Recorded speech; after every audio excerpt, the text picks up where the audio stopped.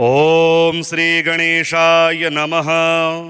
अथ श्री ऋणहर्ता गणेश स्तोत्रम्।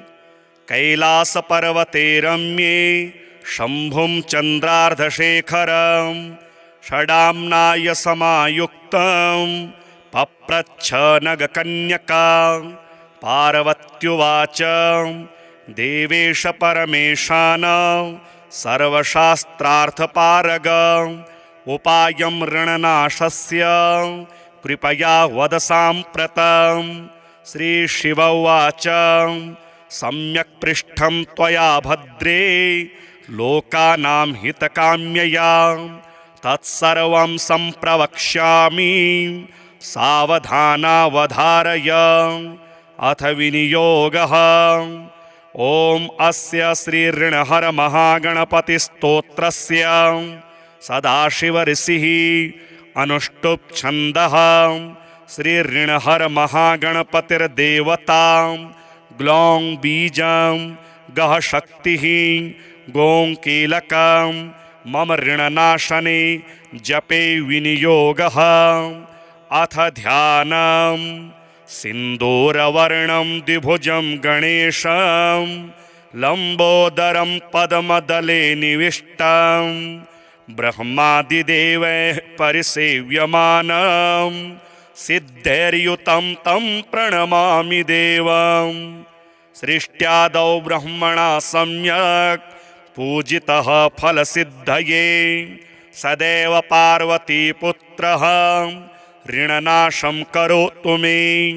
त्रिपुरस्य वधात् पूर्वं शम्भुना सम्यगर्चितः सदैव पार्वतीपुत्रः ऋणनाशं करोतु मे। हिरण्यकशिप्वादीनां वधार्थे विष्णुनार्चितः सदैव पार्वतीपुत्रः ऋणनाशं करोतु मे। महिषस्य वधे देव्या गणनाथः प्रपूजितः सदैव पार्वतीपुत्रः ऋणनाशं करोतु मे।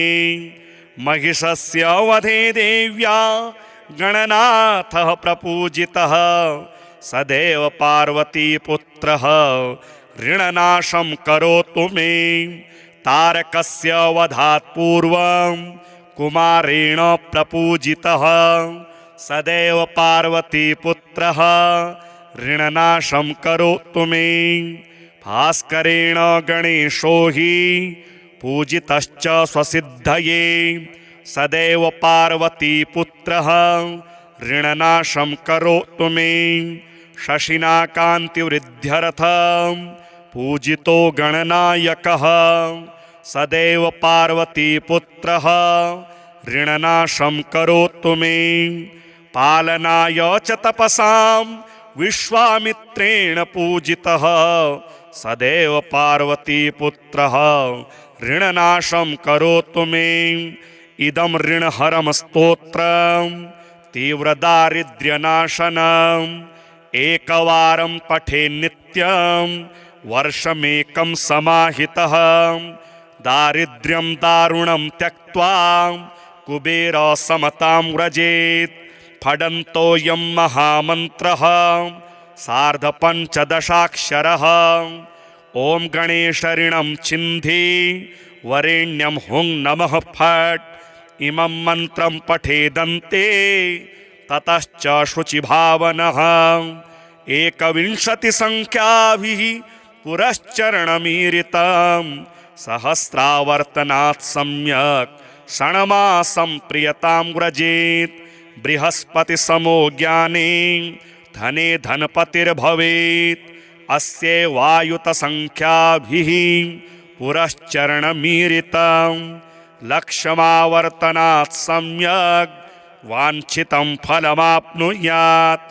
भूतप्रेतपिशाचानां नाशनं स्मृतिमात्रतः कैलासपर्वते रम्ये शम्भुं चन्द्रार्धशेखरं षडाम्नाय समायुक्तं पप्रच्छ नगकन्यका। पार्वत्युवाच देवेश परमेशान सर्वशास्त्रार्थपारग उपायं ऋणनाशस्य कृपया वद साम्प्रतं। श्रीशिव उवाच सम्यक् पृष्ठं त्वया भद्रे लोकानां हितकाम्यया तत्सर्वं सम्प्रवक्ष्यामि सावधानावधारय। अथ विनियोगः। ॐ अस्य श्रीऋणहर महागणपतिस्तोत्रस्य सदाशिवऋषिः अनुष्टुप् छन्दः। श्रीऋणहर महागणपतिर्देवता ग्लौं बीजं गः शक्तिः गों कीलकं मम ऋणनाशने जपे विनियोगः। अथ ध्यानम् सिन्दूरवर्णं द्विभुजं गणेशं लम्बोदरं पद्मदले निविष्टं ब्रह्मादिदेवैः परिसेव्यमानं सिद्धैर्युतं तं प्रणमामि देवं। सृष्ट्यादौ ब्रह्मणा सम्यक् पूजितः फलसिद्धये सदैव पार्वतीपुत्रः ऋणनाशं करोतु मे। त्रिपुरस्य वधात् पूर्वं शम्भुना सम्यगर्चितः सदैव पार्वतीपुत्रः ऋणनाशं करोतु मे। हिरण्यकशिप्वादीनां वधार्थे विष्णुनार्चितः सदैव पार्वतीपुत्रः ऋणनाशं करोतु मे। महिषस्य वधे देव्या गणनाथः प्रपूजितः सदैव पार्वतीपुत्रः ऋणनाशं करोतु मे। महिषस्य वधे देव्या गणनाथः प्रपूजितः सदैव पार्वतीपुत्रः ऋणनाशं करोतु मे। तारकस्य वधात् पूर्वं कुमारेण प्रपूजितः सदैव पार्वतीपुत्रः ऋणनाशं करोतु मे। भास्करेण गणेशो हि पूजितश्च स्वसिद्धये सदैव पार्वतीपुत्रः ऋणनाशं करोतु मे। शशिना कान्तिवृद्ध्यर्थं पूजितो गणनायकः सदैव पार्वतीपुत्रः ऋणनाशं करोतु मे। पालनाय च तपसां विश्वामित्रेण पूजितः सदैव पार्वतीपुत्रः ऋणनाशं करोतु मे। इदं ऋणहरं स्तोत्रं तीव्रदारिद्र्यनाशनम् एकवारं पठेन् नित्यं वर्षमेकं समाहितः दारिद्र्यं दारुणं त्यक्त्वा कुबेरसमतां व्रजेत्। फडन्तोऽयं महामन्त्रः सार्धपञ्चदशाक्षरः। ॐ गणेश ऋणं छिन्धि वरेण्यं हुं नमः फट्। इमं मन्त्रं पठेदन्ते ततश्च शुचिभावनः 21 संख्याभिः पुरश्चरणमीरितं सहस्रावर्तनात् सम्यक् षण्मासं प्रियतां व्रजेत्। बृहस्पति समो ज्ञाने धने धनपतिर्भवेत्। अस्य वायुत संख्याभिः पुरश्चरणमीरितं लक्षमावर्तनात् सम्यक् वाञ्छितं फलमाप्नुयात्। भूतप्रेतपिशाचानां नाशनं स्मृतिमात्रतः। कैलासपर्वते रम्ये शम्भुं चन्द्रार्धशेखरं षडाम्नाय समायुक्तं पप्रच्छ नगकन्यका। पार्वत्युवाच देवेश परमेशान सर्वशास्त्रार्थपारग उपायं ऋणनाशस्य कृपया वद साम्प्रतं। श्रीशिव उवाच सम्यक् पृष्ठं त्वया भद्रे लोकानां हितकाम्यया तत्सर्वं सम्प्रवक्ष्यामि सावधानावधारय। अथ विनियोगः। ॐ अस्य श्रीऋणहर महागणपतिस्तोत्रस्य सदाशिवऋषिः अनुष्टुप् छन्दः श्रीऋणहर महागणपतिर्देवता ग्लौं बीजं गः शक्तिः गों कीलकं मम ऋणनाशने जपे विनियोगः। अथ ध्यानं सिन्दूरवर्णं द्विभुजं गणेशं लम्बोदरं पद्मदले निविष्टं ब्रह्मादिदेवैः परिसेव्यमानं सिद्धैर्युतं तं प्रणमामि देवं। सृष्ट्यादौ ब्रह्मणा सम्यक् पूजितः फलसिद्धये सदैव पार्वतीपुत्रः ऋणनाशं करोतु मे। त्रिपुरस्य वधात् पूर्वं शम्भुना सम्यगर्चितः सदैव पार्वतीपुत्रः ऋणनाशं करोतु मे। हिरण्यकशिप्वादीनां वधार्थे विष्णुनार्चितः सदैव पार्वतीपुत्रः ऋणनाशं करोतु मे। महिषस्य वधे देव्या गणनाथः प्रपूजितः सदैव पार्वतीपुत्रः ऋणनाशं करोतु मे। महिषस्य वधे देव्या गणनाथः प्रपूजितः सदैव पार्वतीपुत्रः ऋणनाशं करोतु मे। तारकस्य वधात् पूर्वं कुमारेण प्रपूजितः सदैव पार्वतीपुत्रः ऋणनाशं करोतु मे। भास्करेण गणेशो हि पूजितश्च स्वसिद्धये सदैव पार्वतीपुत्रः ऋणनाशं करोतु मे। शशिना कान्तिवृद्ध्यर्थं पूजितो गणनायकः सदैव पार्वतीपुत्रः ऋणनाशं करोतु मे। पालनाय च तपसां विश्वामित्रेण पूजितः सदैव पार्वतीपुत्रः ऋणनाशं करोतु मे। इदं ऋणहरं स्तोत्रं तीव्रदारिद्र्यनाशनम् एकवारं पठे नित्यं वर्षमेकं समाहितः दारिद्र्यं दारुणं त्यक्त्वा कुबेरसमतां व्रजेत्। फडन्तोऽयं महामन्त्रः सार्धपञ्चदशाक्षरः। ॐ गणेश ऋणं छिन्धि वरेण्यं हुं नमः फट्। इमं मन्त्रं पठेदन्ते ततश्च शुचिभावनः 21 संख्याभिः पुरश्चरणमीरितं सहस्रावर्तनात् सम्यक् षण्मासं प्रियतां व्रजेत्। बृहस्पतिसमो ज्ञाने धने धनपतिर्भवेत्।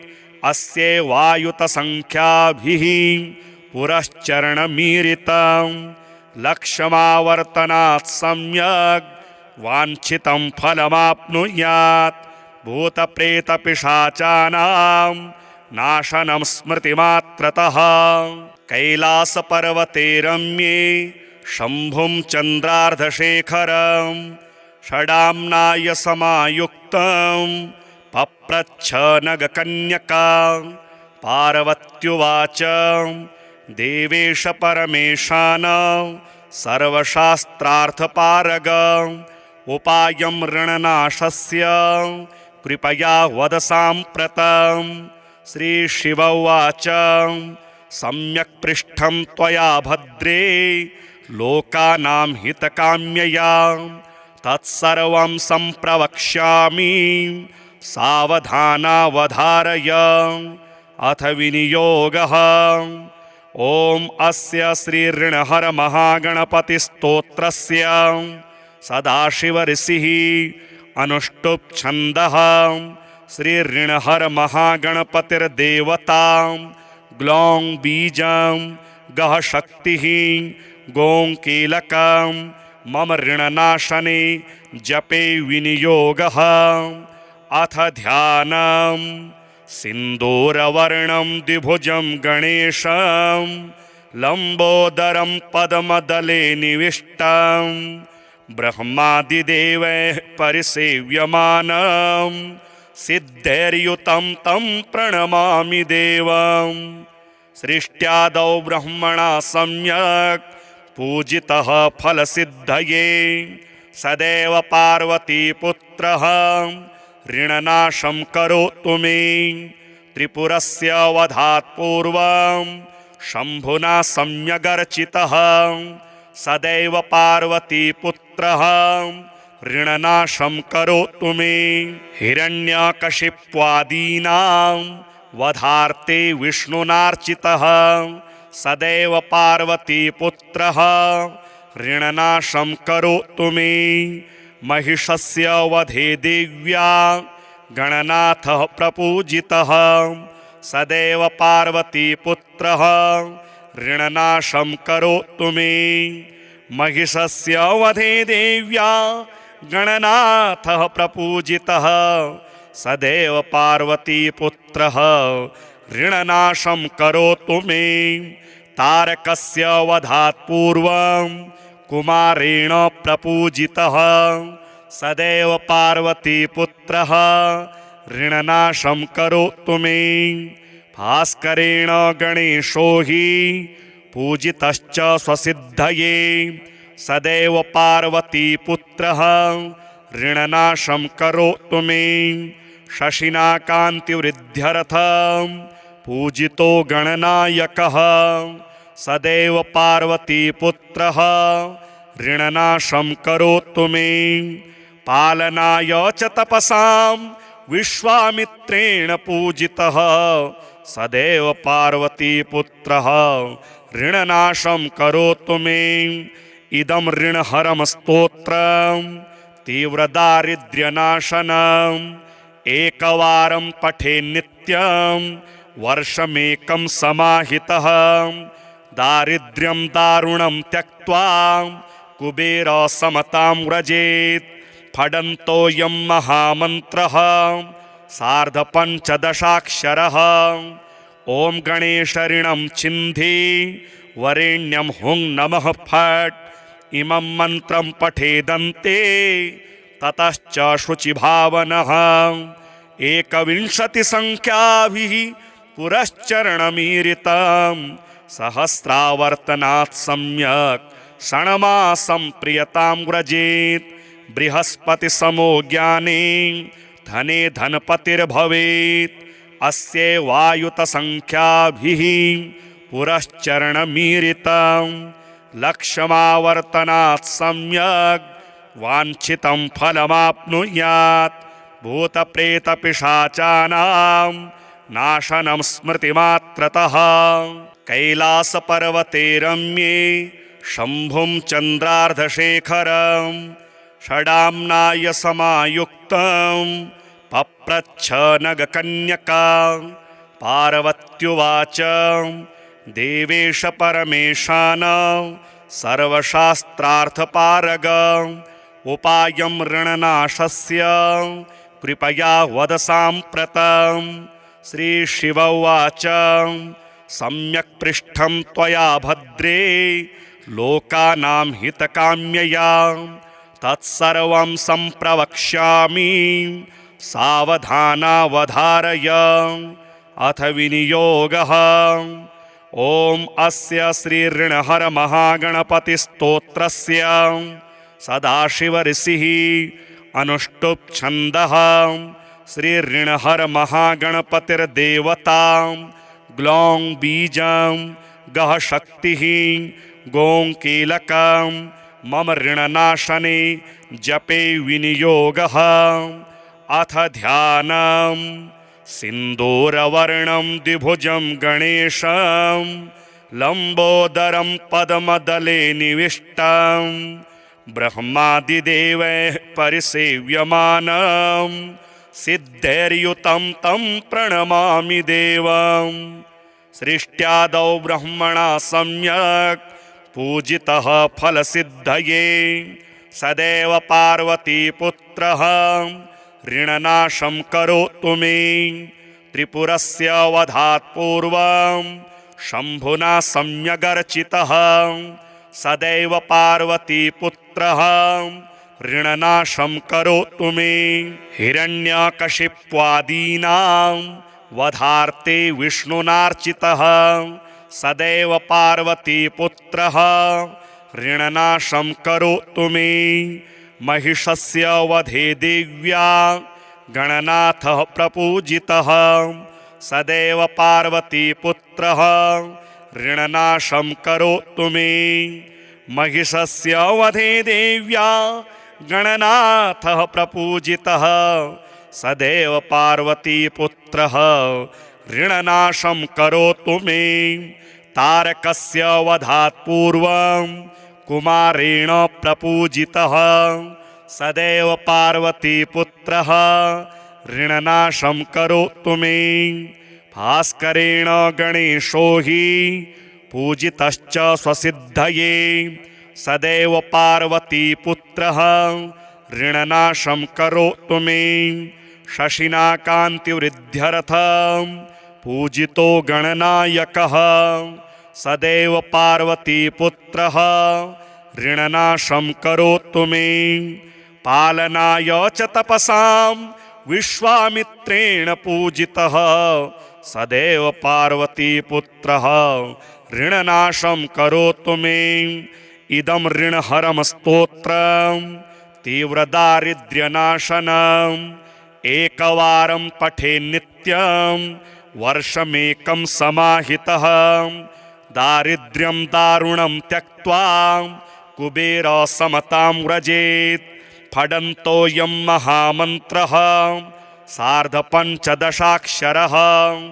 ॐ गणेशऋणं छिन्धि वरेण्यं हुं नमः फट्।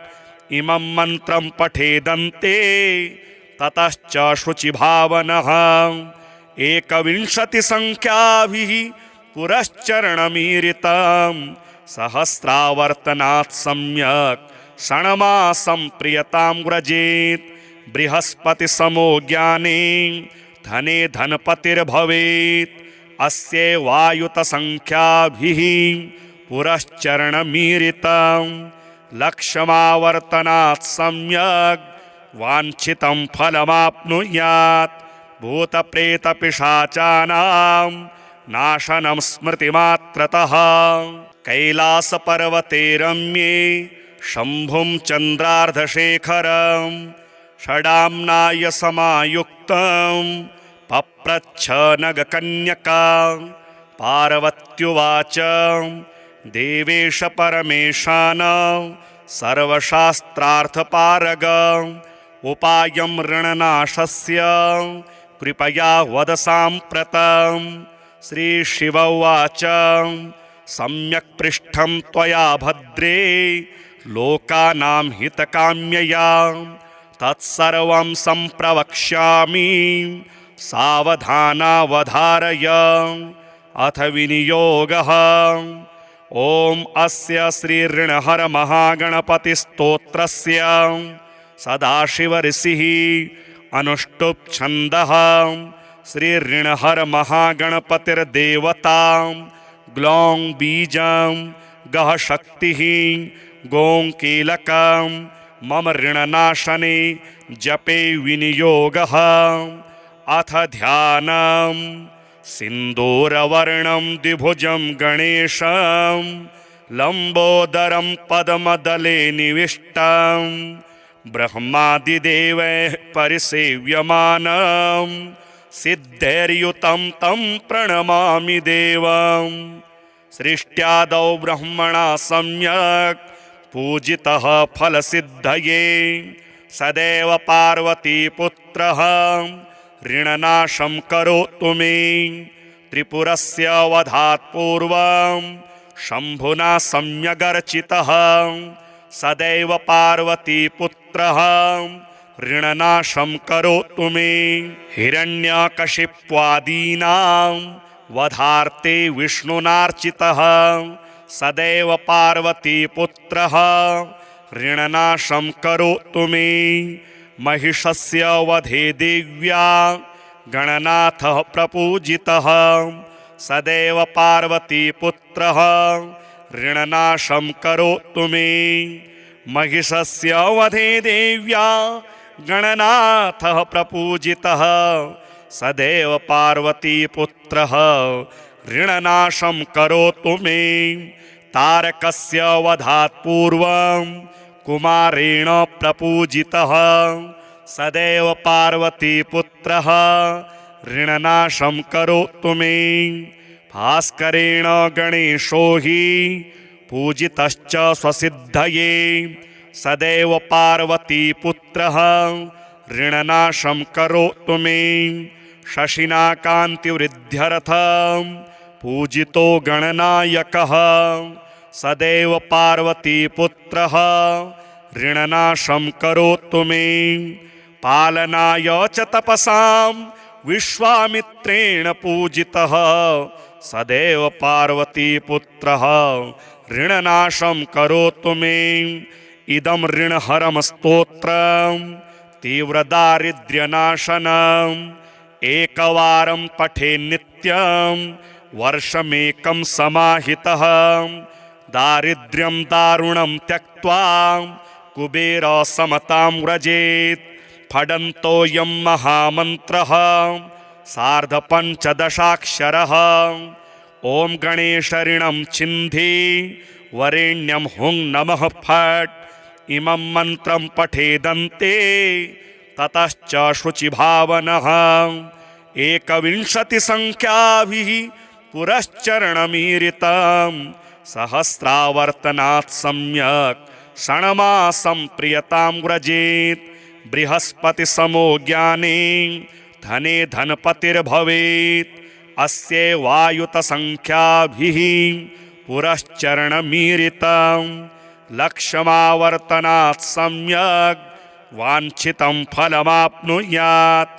भूतप्रेतपिशाचानां नाशनं स्मृतिमात्रतः कैलासपर्वते रम्ये शम्भुं चन्द्रार्धशेखरं षडाम्नाय समायुक्तं पप्रच्छ नगकन्यका। पार्वत्युवाच देवेश परमेशान सर्वशास्त्रार्थपारग उपायं ऋणनाशस्य कृपया वद साम्प्रतं। श्रीशिव उवाच सम्यक् पृष्ठं त्वया भद्रे लोकानां हितकाम्यया तत्सर्वं सम्प्रवक्ष्यामि सावधानावधारय। अथ विनियोगः। ॐ अस्य श्रीऋणहर महागणपतिस्तोत्रस्य सदाशिवऋषिः अनुष्टुप् छन्दः। श्रीऋणहर महागणपतिर्देवता ग्लौं बीजं गः शक्तिः गों कीलकं मम ऋणनाशने जपे विनियोगः। अथ ध्यानं सिन्दूरवर्णं द्विभुजं गणेशं लम्बोदरं पद्मदले निविष्टं ब्रह्मादिदेवैः परिसेव्यमानं सिद्धैर्युतं तं प्रणमामि देवं। सृष्ट्यादौ ब्रह्मणा सम्यक् पूजितः फलसिद्धये सदैव पार्वतीपुत्रः ऋणनाशं करोतु मे। त्रिपुरस्य वधात् पूर्वं शम्भुना सम्यगर्चितः सदैव पार्वतीपुत्रः ऋणनाशं करोतु मे। हिरण्यकशिप्वादीनां वधार्ते विष्णुनार्चितः सदैव पार्वतीपुत्रः ऋणनाशं करोतु मे। महिषस्य वधे देव्या गणनाथः प्रपूजितः सदैव पार्वतीपुत्रः ऋणनाशं करोतु मे। महिषस्य वधे देव्या गणनाथः प्रपूजितः सदैव पार्वतीपुत्रः ऋणनाशं करोतु मे। तारकस्य वधात् पूर्वं कुमारेण प्रपूजितः सदैव पार्वतीपुत्रः ऋणनाशं करोतु मे। भास्करेण गणेशो हि पूजितश्च स्वसिद्धये सदैव पार्वतीपुत्रः ऋणनाशं करोतु मे। शशिना कान्तिवृद्ध्यर्थं पूजितो गणनायकः सदैव पार्वतीपुत्रः ऋणनाशं करोतु मे। पालनाय च तपसां विश्वामित्रेण पूजितः सदैव पार्वतीपुत्रः ऋणनाशं करोतु मे। इदं ऋणहरं स्तोत्रं तीव्रदारिद्र्यनाशनम् एकवारं पठे नित्यं वर्षमेकं समाहितः दारिद्र्यं दारुणं त्यक्त्वा कुबेरसमतां व्रजेत्। फडन्तोऽयं महामन्त्रः सार्धपञ्चदशाक्षरः।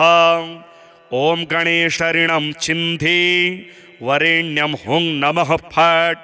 इमं मन्त्रं पठेदन्ते ततश्च शुचिभावनः 21संख्याभिः पुरश्चरणमीरितं सहस्रावर्तनात् सम्यक् षण्मासं प्रियतां व्रजेत्। बृहस्पति समो ज्ञाने धने धनपतिर्भवेत्। अस्ये वायुतसंख्याभिः पुरश्चरणमीरितं लक्षमावर्तनात् सम्यक् वाञ्छितं फलमाप्नुयात्। भूतप्रेतपिशाचानां नाशनं स्मृतिमात्रतः। कैलासपर्वते रम्ये शम्भुं चन्द्रार्धशेखरं षडाम्नाय समायुक्तं पप्रच्छ नगकन्यका। पार्वत्युवाच देवेश परमेशान सर्वशास्त्रार्थपारग उपायं ऋणनाशस्य कृपया वद साम्प्रतं। श्रीशिव उवाच सम्यक् पृष्ठं त्वया भद्रे लोकानां हितकाम्यया तत्सर्वं सम्प्रवक्ष्यामि सावधानावधारय। अथ विनियोगः। ॐ अस्य श्रीऋणहर महागणपतिस्तोत्रस्य सदाशिवऋषिः अनुष्टुप् छन्दः। श्रीऋणहर महागणपतिर्देवता ग्लौं बीजं गः शक्तिः गों कीलकं मम ऋणनाशने जपे विनियोगः। अथ ध्यानम् सिन्दूरवर्णं द्विभुजं गणेशं लम्बोदरं पद्मदले निविष्टं ब्रह्मादिदेवैः परिसेव्यमानं सिद्धैर्युतं तं प्रणमामि देवं। सृष्ट्यादौ ब्रह्मणा सम्यक् पूजितः फलसिद्धये सदैव पार्वतीपुत्रः ऋणनाशं करोतु मे। त्रिपुरस्य वधात् पूर्वं शम्भुना सम्यगर्चितः सदैव पार्वतीपुत्रः ऋणनाशं करोतु मे। हिरण्यकशिप्वादीनां वधार्थे विष्णुनार्चितः सदैव पार्वतीपुत्रः ऋणनाशं करोतु मे। महिषस्य वधे देव्या गणनाथः प्रपूजितः सदैव पार्वतीपुत्रः ऋणनाशं करोतु मे। महिषस्य वधे देव्या गणनाथः प्रपूजितः सदैव पार्वतीपुत्रः ऋणनाशं करोतु मे। तारकस्य वधात् पूर्वं कुमारेण प्रपूजितः सदैव पार्वतीपुत्रः ऋणनाशं करोतु मे। भास्करेण गणेशो हि पूजितश्च स्वसिद्धये सदैव पार्वतीपुत्रः ऋणनाशं करोतु मे। शशिना कान्तिवृद्ध्यर्थं पूजितो गणनायकः सदैव पार्वतीपुत्रः ऋणनाशं करोतु मे। पालनाय च तपसां विश्वामित्रेण पूजितः सदैव पार्वतीपुत्रः ऋणनाशं करोतु मे। इदं ऋणहरं स्तोत्रं तीव्रदारिद्र्यनाशनम् एकवारं पठे नित्यं वर्षमेकं समाहितः दारिद्र्यं दारुणं त्यक्त्वा कुबेरसमतां व्रजेत् फडन्तोऽयं महामन्त्रः सार्धपञ्चदशाक्षरः ॐ गणेशऋणं छिन्धि वरेण्यं हुं नमः फट् इमं मन्त्रं पठेदन्ते ततश्च शुचिभावनः एकविंशतिसङ्ख्याभिः पुरश्चरणमीरितं सहस्रावर्तनात् सम्यक् षण्मासं प्रियतां व्रजेत् बृहस्पतिसमो ज्ञाने धने धनपतिर्भवेत् अस्यैवायुतसङ्ख्याभिः पुरश्चरणमीरितं लक्षमावर्तनात् सम्यक् वाञ्छितं फलमाप्नुयात् भूतप्रेतपिशाचानां नाशनं स्मृतिमात्रतः कैलासपर्वते रम्ये शम्भुं चन्द्रार्धशेखरं षडाम्नाय समायुक्तं पप्रच्छ नगकन्यका पार्वत्युवाच देवेश परमेशान सर्वशास्त्रार्थपारग उपायं ऋणनाशस्य कृपया वद साम्प्रतं श्रीशिव उवाच सम्यक् पृष्ठं त्वया भद्रे लोकानां हितकाम्यया तत्सर्वं सम्प्रवक्ष्यामि सावधानावधारय अथ विनियोगः ॐ अस्य श्रीऋणहर महागणपतिस्तोत्रस्य सदाशिवऋषिः अनुष्टुप् छन्दः श्रीऋणहर महागणपतिर्देवता ग्लौं बीजं गः शक्तिः गों कीलकं मम ऋणनाशने जपे विनियोगः अथ ध्यानं सिन्दूरवर्णं द्विभुजं गणेशं लम्बोदरं पद्मदले निविष्टं ब्रह्मादिदेवैः परिसेव्यमानं सिद्धैर्युतं तं प्रणमामि देवं सृष्ट्यादौ ब्रह्मणा सम्यक् पूजितः फलसिद्धये सदैव पार्वतीपुत्रः ऋणनाशं करोतु मे त्रिपुरस्य वधात् पूर्वं शम्भुना सम्यगर्चितः सदैव पार्वतीपुत्रः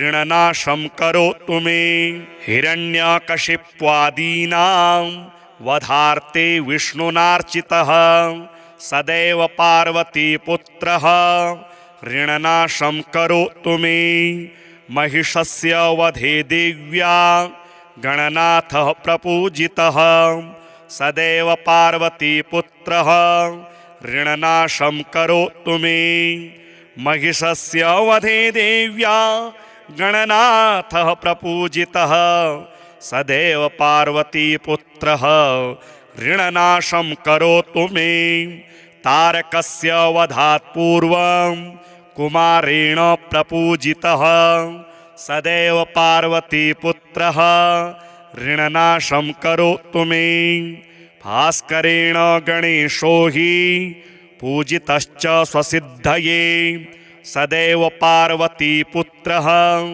ऋणनाशं करोतु मे शशिना कान्तिवृद्ध्यर्थं पूजितो गणनायकः सदैव पार्वतीपुत्रः ऋणनाशं करोतु मे पालनाय च तपसां विश्वामित्रेण पूजितः सदैव पार्वतीपुत्रः ऋणनाशं करोतु मे इदं ऋणहरं स्तोत्रं तीव्रदारिद्र्यनाशनम् एकवारं पठे नित्यं वर्षमेकं समाहितः दारिद्र्यं दारुणं त्यक्त्वा कुबेरसमतां व्रजेत् फडन्तोऽयं महामन्त्रः सार्धपञ्चदशाक्षरः ॐ गणेशऋणं छिन्धि वरेण्यं हुं नमः फट् इमं मन्त्रं पठेदन्ते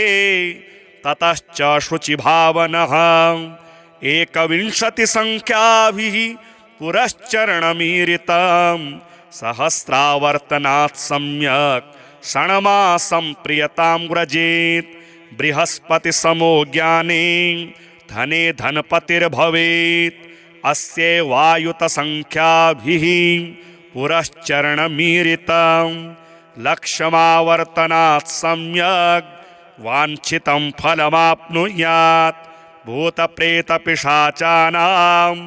नाशनं स्मृतिमात्रतः कैलासपर्वते रम्ये शम्भुं चन्द्रार्धशेखरं षडाम्नाय समायुक्तं पप्रच्छ नगकन्यका पार्वत्युवाच देवेश परमेशान सर्वशास्त्रार्थपारग उपायं ऋणनाशस्य कृपया वद साम्प्रतं।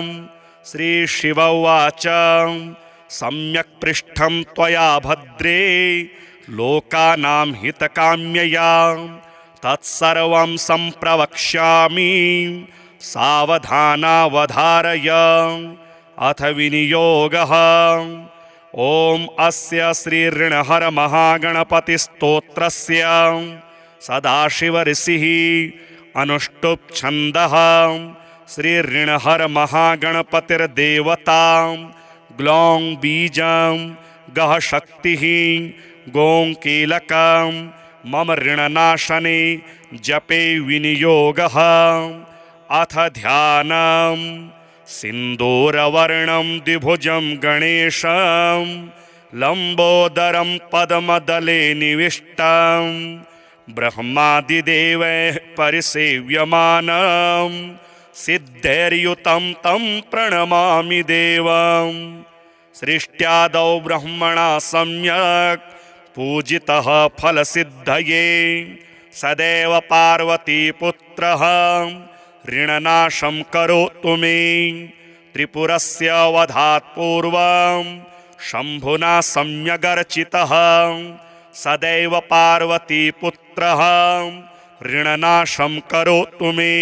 हिरण्यकशिप्वादीनां वधार्थे विष्णुनार्चितः सदैव पार्वतीपुत्रः ऋणनाशं करोतु मे। महिषस्य वधे देव्या गणनाथः प्रपूजितः सदैव पार्वतीपुत्रः ऋणनाशं करोतु मे। महिषस्य वधे देव्या गणनाथः प्रपूजितः सदैव पार्वतीपुत्रः ऋणनाशं करोतु मे। तारकस्य वधात् पूर्वं कुमारेण प्रपूजितः सदैव पार्वतीपुत्रः ऋणनाशं करोतु मे। भास्करेण गणेशो हि पूजितश्च स्वसिद्धये सदैव पार्वतीपुत्रः ऋणनाशं करोतु मे। शशिना कान्तिवृद्ध्यर्थं पूजितो गणनायकः सदैव पार्वतीपुत्रः ऋणनाशं करोतु मे। पालनाय च तपसां विश्वामित्रेण पूजितः सदैव पार्वतीपुत्रः ऋणनाशं करोतु मे। इदं ऋणहरं स्तोत्रं तीव्रदारिद्र्यनाशनम् एकवारं पठे नित्यं वर्षमेकं समाहितः दारिद्र्यं दारुणं त्यक्त्वा कुबेरसमतां व्रजेत्। फडन्तोऽयं महामन्त्रः सार्धपञ्चदशाक्षरः। ॐ गणेशऋणं छिन्धि वरेण्यं हुं नमः फट्। इमं मन्त्रं पठेदन्ते ततश्च शुचिभावनः एकविंशतिसङ्ख्याभिः पुरश्चरणमीरितं सहस्रावर्तनात् सम्यक् षण्मासं प्रियतां व्रजेत्। बृहस्पतिसमो ज्ञाने धने धनपतिर्भवेत् अस्यैवायुतसङ्ख्याभिः पुरश्चरणमीरितं लक्षमावर्तनात् सम्यक् वाञ्छितं फलमाप्नुयात् भूतप्रेतपिशाचानां नाशनं स्मृतिमात्रतः।